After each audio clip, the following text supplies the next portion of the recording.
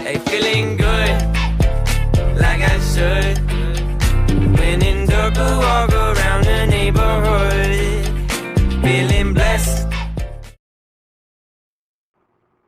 All right, let's take a look at our homework lesson 7.3.1. First question says, Anthony has added a line of best fit scatter plot at the right.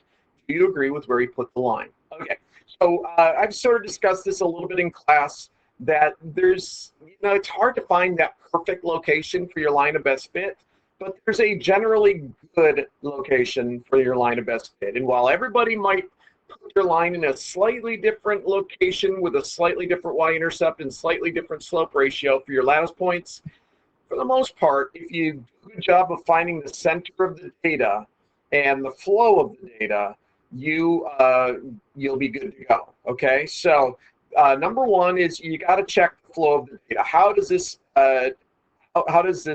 seem to be flowing? And I don't necessarily agree with the flow here, although, I mean, I don't know if that's an outlier or what's going on. It's definitely a weaker association here, so it's not easy to find where the line should go.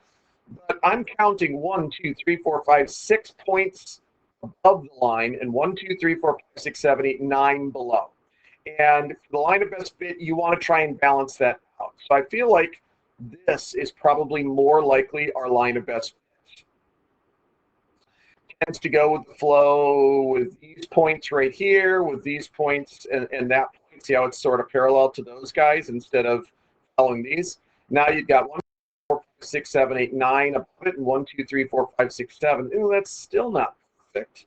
Maybe something more along like this. Now what do we have? 1, 2, 3, 4, 5, 6, 7, 8, 9 above, 1, 2, 3, 4, 5, 6, 7, 8 below. And the distances between the ones that are above and the ones that are below are kind of consistent. And then, I'd like to get rid of this guy right there. I feel like that is a bit of an outlier, but still. So, yeah, the line should be less steep and pass through the center of the data. It's not much of a difference in the line, but definitely the center was an issue. So make sure you follow those. Try and follow the flow of the data and get it in the center. Let it be like a median. All right, graph y equals negative 1/2 x plus 6.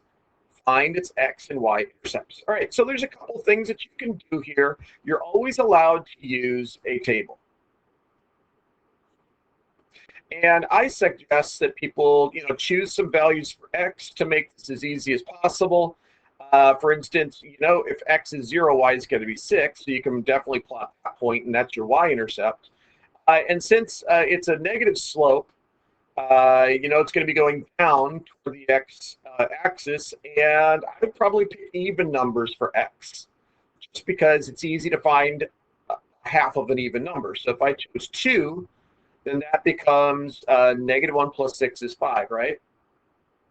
That would that be right? If x is 2, half of 2 is 1, that's -1.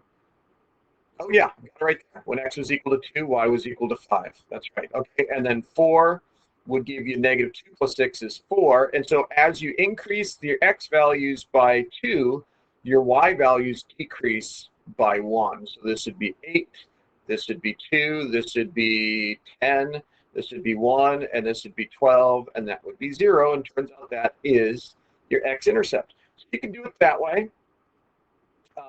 There's another way that we could do this, but I guess you could try this. You could start with your y-intercept, and then that the slope ratio is -1/2. So the change in y over the change in x looks down 1, 2 to the right, down 1, 2 to the right, down 1, 2 to the right, and just keep going until you get to your x-intercept, which happens to be at 12. So a few different ways that you could get there.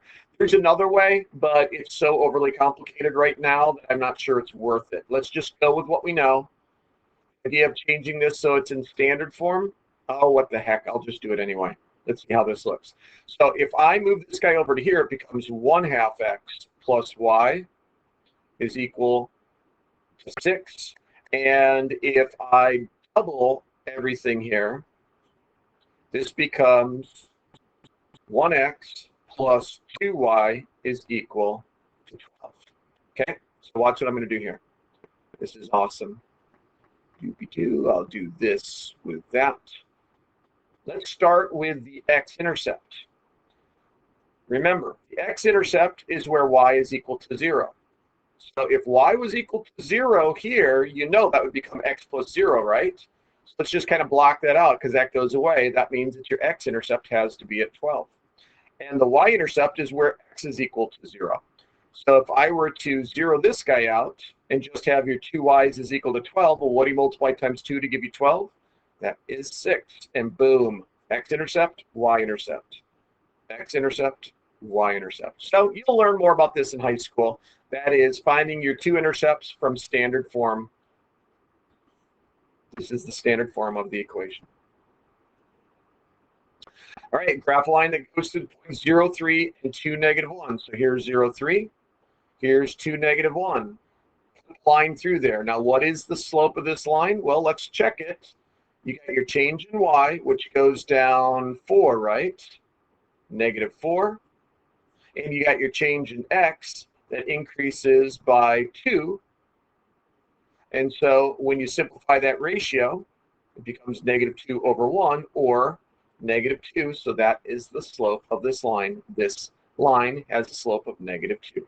And so let's check that. When you go down 2, 1 to the right, down 2, 1 to the right, down 2, 1 to the right, yeah, that's the ratio that works for every point on this line.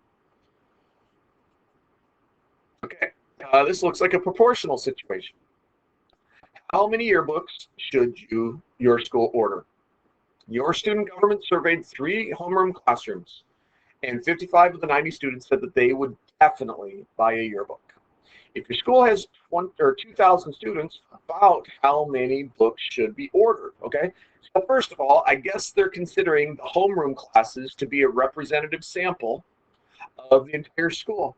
And that kind of makes sense. You know, it's like every single person, you know, boy, girl, different ethnicities, different sporting habits, different academic levels. You should have a fairly decent blend of all the different subgroups of the class or of the school in each one of these homeroom classes. So we should think, okay, this is probably a pretty good representative sample of the school. So let's use our proportional reasoning. If 55 out of 90 students surveyed want it, then let's see what that is as a percent. 55 divided by 90, that is like 61% of the students. So what is 61% of 2,000?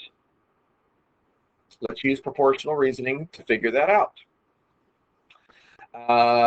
In fact, what did we just say here? Was that 0.61? Let's actually write this as a rule. Y equals 0.61 times x, where x is the total number of students, and y would be the number ordering yearbooks. So if I take 2,000 and say that 61% of these students plan on purchasing a yearbook, then 61% is 61 hundredths. We multiply them together. I just had that, but we rounded it. So 0.61 times 2,000 equals 1,220. So notice how I'm a little bit off because I rounded this down. It's really 0.61 repeated. So if I do this again and I take 55 divided by 90, and I stop.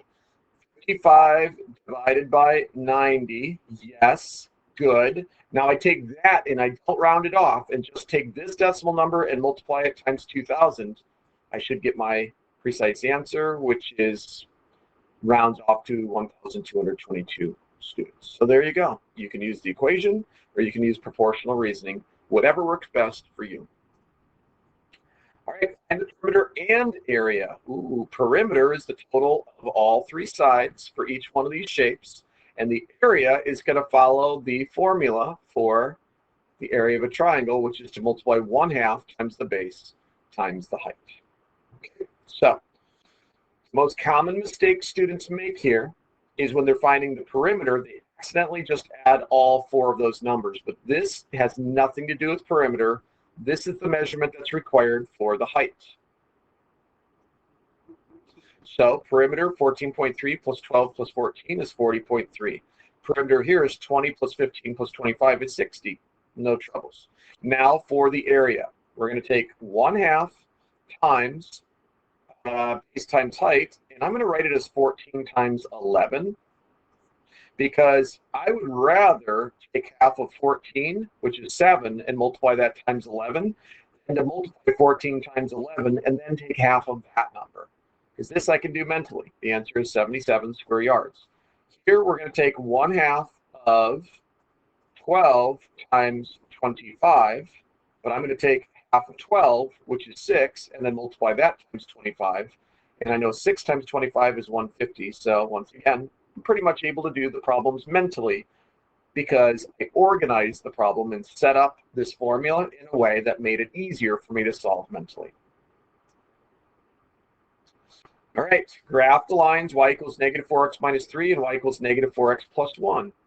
Where do they intersect? And the answer is they don't, because these two have the exact same slope ratio, and two lines with the same slope are going to be parallel to each other, which means they will never intersect each other. Now, if we solved it algebraically using the equal values method, we would say if y is equal to this and y is equal to that, then this has to be equal to that. So this has to be equal to that. When you add 4 x's to each side, you're left with this statement, which is absolutely not a true state. Well, hold on. You're left with the statement that says negative 3 is equal to 1, which we know is not true. So that means there's a no solution to the problem when we use the equal values method. So either way, graphing to find the point of intersection or using the equal values method, both of them resulted in no solution. And we are done with our homework for today. All right, let's move on. Take care. Hey, feeling good, like I should. When in dark, walk